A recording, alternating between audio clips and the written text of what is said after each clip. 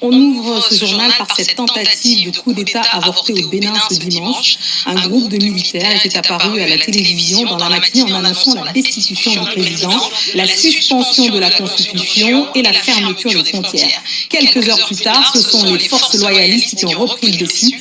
La CEDEAO a fermement condamné cette attaque et s'est dit prête à déployer une force régionale. Ce soir, c'est le président Talon lui-même qui vient d'annoncer que la situation était sous contrôle. Il annonce aussi que les mutins étaient partis en fuite avec des personnes enlevées. On écoute le président Talon. Notre pays a vécu aujourd'hui des événements d'une gravité extrême. En effet, un groupuscule de soldats, sous prétexte de revendications fallacieuses, a entrepris une mutinerie à l'effet de s'attaquer aux institutions de la République et de déstabiliser notre nation en remettant ainsi en cause l'ordre démocratique. J'ai donc, en coordination avec le commandement des forces de défense et de sécurité, engagé les actions nécessaires au maintien de la paix. Enfin, je voudrais vous rassurer que la situation est totalement sous contrôle et vous inviter, par conséquent, à vaquer sereinement à vos occupations dès ce soir même. Une journée confuse au Bénin et une prise de parole du ministre de l'Intérieur pour rassurer la population. Un groupuscule de soldats a engagé une mutinerie dans le but de déstabiliser l'État et ses institutions. Les forces armées béninoises et leur hiérarchie, fidèles à leur serment, sont restées républicaines.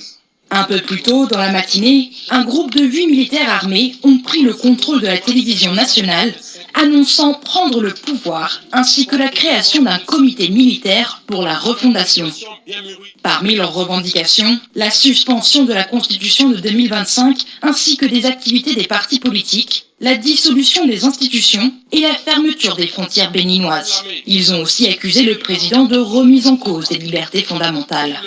Pendant ce temps, des coups de feu ont été entendus à Cotonou, notamment aux abords du domicile du président Patrice Talon.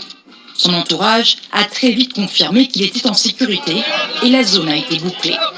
Les rues de Cotonou étaient pratiquement vides ce dimanche, malgré les appels à la normalité. En fin d'après-midi, une source militaire a confirmé que les autorités avaient la situation sous contrôle. Selon des sources sécuritaires, une douzaine de militaires ont été arrêtés. De son côté, l'Union africaine et la CEDEAO ont condamné la tentative des putschistes. La CEDEAO condamne fermement cette action inconstitutionnelle qui constitue une subversion de la volonté du peuple béninois. La CEDEAO soutiendra le gouvernement et le peuple par tous les moyens nécessaires pour défendre la Constitution et l'intégrité territoriale du Bénin.